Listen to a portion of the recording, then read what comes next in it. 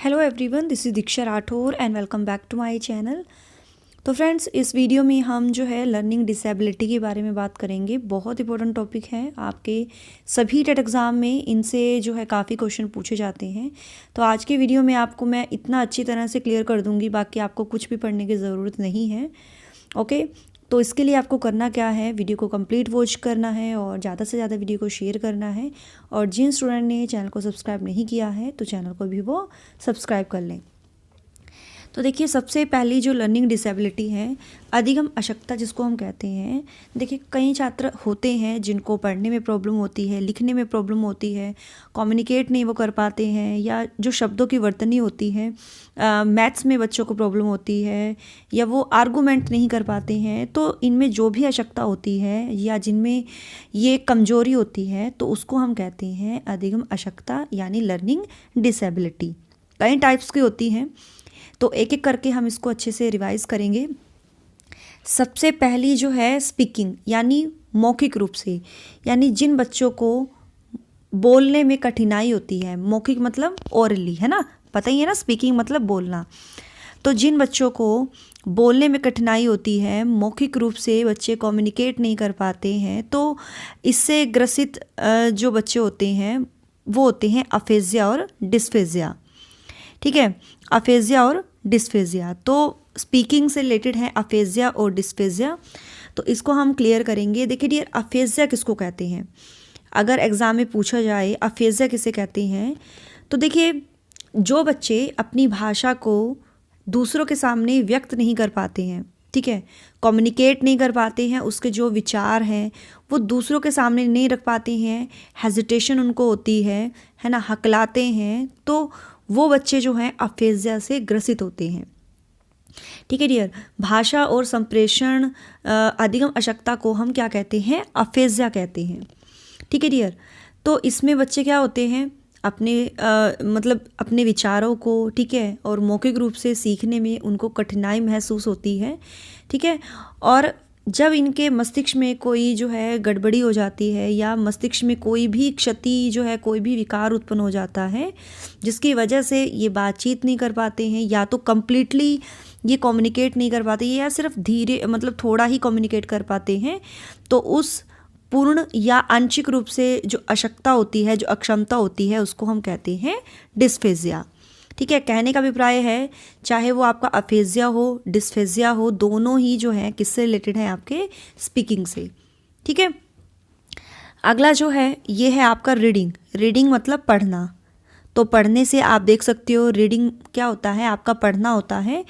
तो ये रिलेटेड है एलेक्सिया और डिसलेक्सिया, यानी डिसलेक्सिया और एलेक्सिया जो है ये किससे रिलेटेड है? आपके रीडिंग से।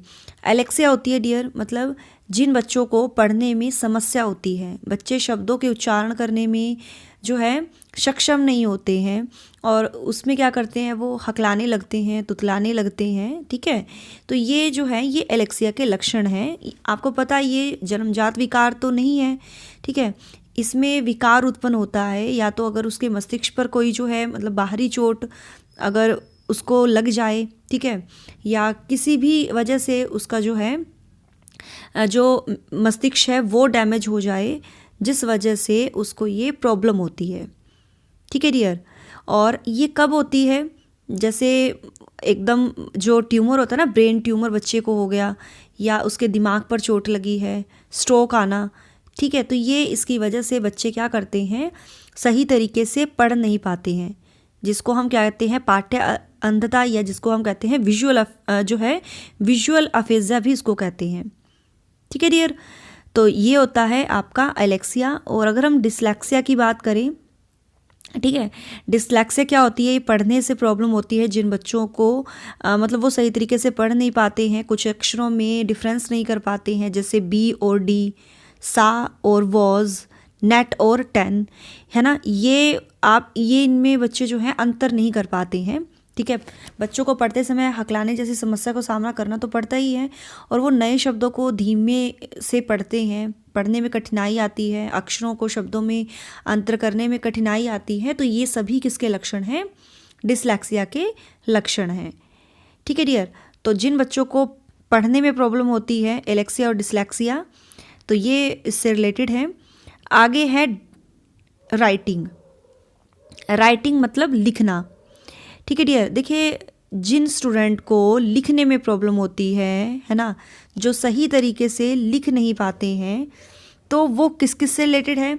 अग्रेफिया, अप्रेक्सिया, डिस्ग्राफिया, डिस्प्रैक्सिया और असम्बोलिया, ठीक है।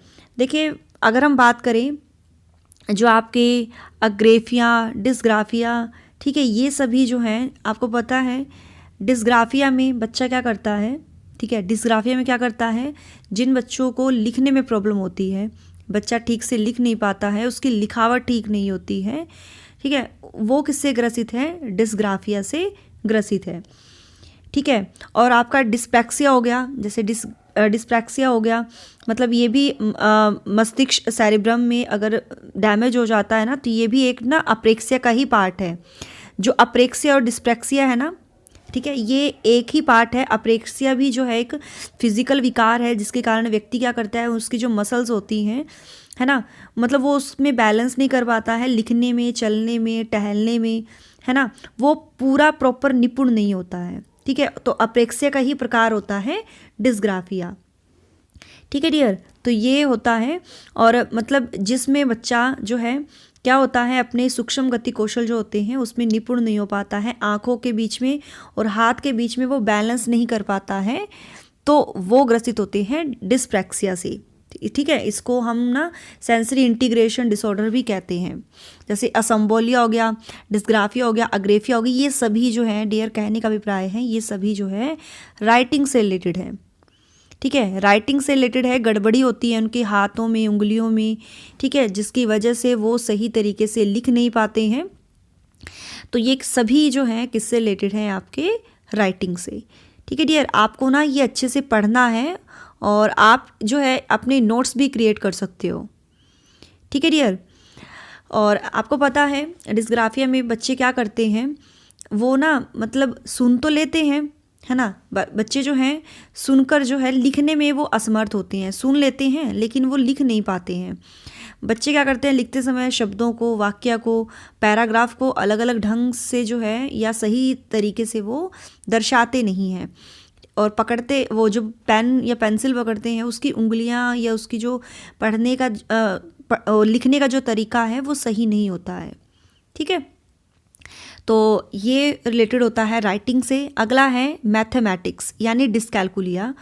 ये 3 टाइप्स के होते हैं, वर्बल, ग्राफिकल, लेक्सिकल। वर्बल मतलब जो शाब्दिक रूप से होता है, जिन बच्चों को पढ़ने के साथ साथ जो है मैथ्स में प्रॉब्लम होती है, ठीक है, जिन बच्चों को मैथ्स में प्रॉब्लम होती है, जोड़, घटा, गुना, भाग, कहने का अभिप्राय है गणित में प्रॉब्लम होती है, जो बच्चे समझ नहीं पाते हैं, अंक गणित हो, ठीक है, कोई भी मैथ्स का, जो भी मैथ्स से रिलेटेड ही है ये सब कुछ, डिस्कैलकुलिया, ठीक है। और ये कई टाइप्स के होते हैं, जैसे ग्राफिकल डिस्कैलकुलिया हो गया, ये मैंने आपको बताया है, लेक्सिकल डिस्कैलकुलिया, वर्बल डिस्कैलकुलिया, ऑडियोनोटिक डिस्कैलकुलिया।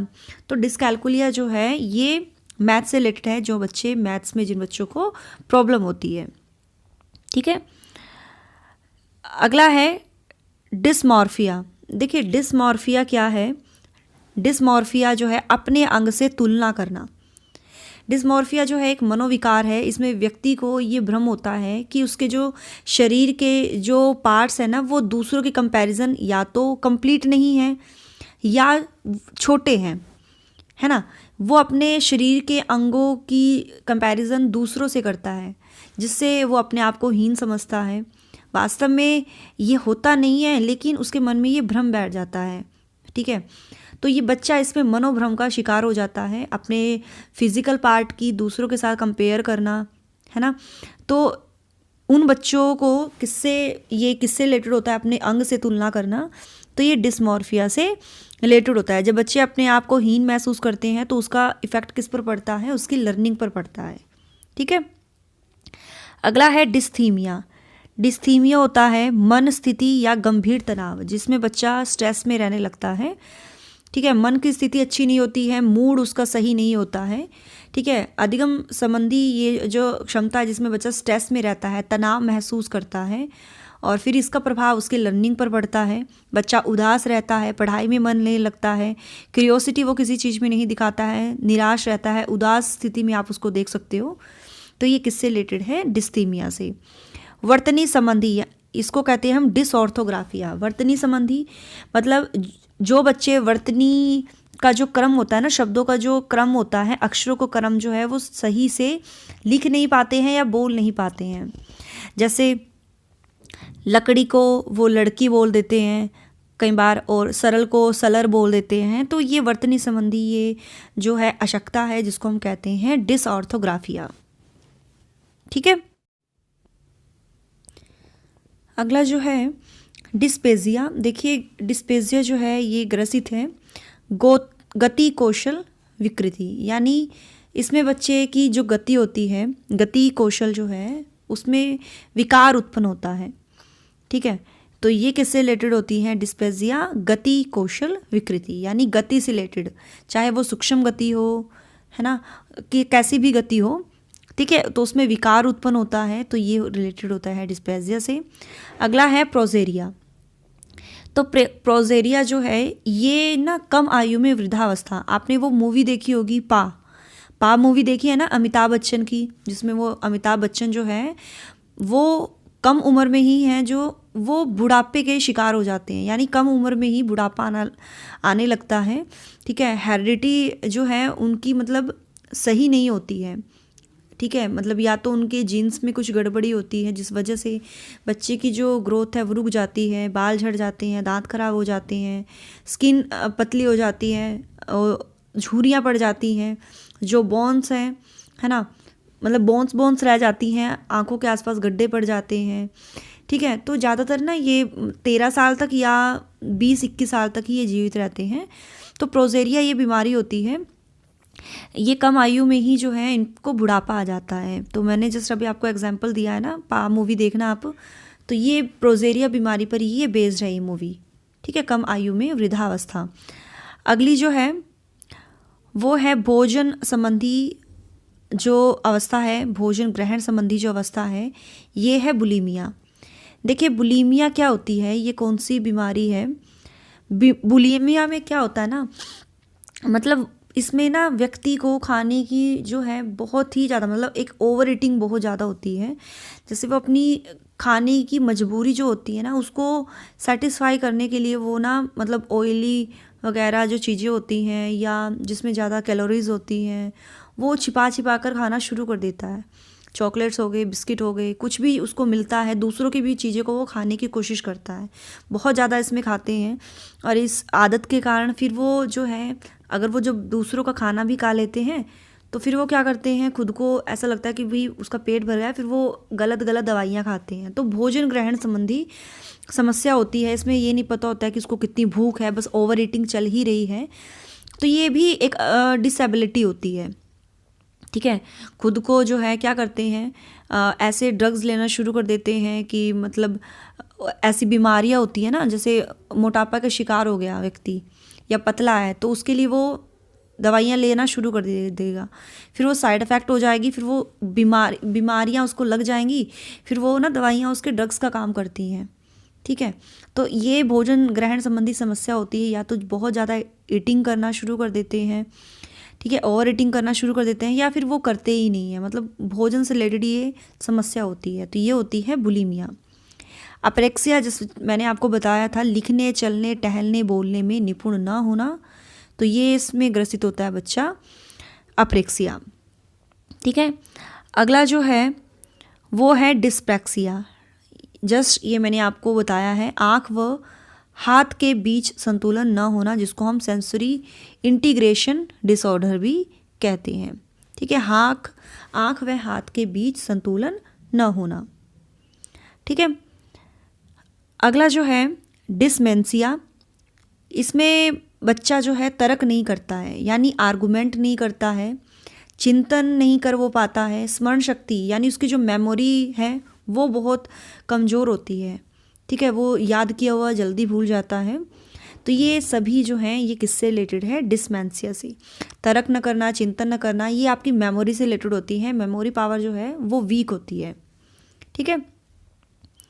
अगला है ADHD, अवधान संबंधी समस्या। अवधान होता है attention, attention deficit hyper activity disorder. तो देखिए ये क्या होता है, इसमें क्या करता है बच्चे का ध्यान नहीं होता है पढ़ाई में, बच्चे का अटेंशन जो है, कंसंट्रेशन पावर जो होती है वो बहुत ही कम होती है पढ़ाई में, बार बार उनको बोलना पड़ता है पढ़ो पढ़ो, ठीक है। तो ये रिलेटेड होता है ADHD, अटेंशन यानी अवधान से रिलेटेड समस्या होती हैं जिन पर बच्चों का ध्यान केंद्रित करने के लिए उसको बार बार पुश करना पड़ता है, उनका ध्यान पढ़ाई में नहीं होता है, ठीक है। तो ये थी आज की इम्पोर्टेंट लर्निंग डिसेबिलिटी। इसी में से ही आपके क्वेश्चन पूछे जाएंगे। कैसी लगी आपको ये वीडियो, फीडबैक ज़रूर दीजिएगा। So thanks for watching my video, do like share and subscribe my YouTube channel. Till then bye bye, रब रखा, जय भोलेनाथ।